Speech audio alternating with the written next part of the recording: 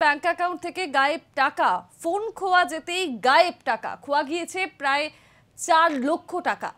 সঞ্চয় খুইয়ে মাথায় হাত সরকারি কর্মচারীর। বাঁকুড়ার ইন্দাস ব্লকের দিবাকর বাটি গ্রামের ঘটনা। খোয়া যাওয়া টাকা ফিরে পাওয়ার আশায় পুলিশের দ্বারস্থ হয়েছে ওই পরিবার। সাইবার প্রতারণার বিভাগে ইতিমধ্যেই দ্বারস্থ হয়েছে প্রতারিত ওই ব্যক্তি। ব্যাংক অ্যাকাউন্ট থেকে গায়েব টাকা, ফোন খোয়া যেতেই গায়েব হলো টাকা। খোয়া গিয়েছে প্রায় 4.5 লক্ষ টাকা।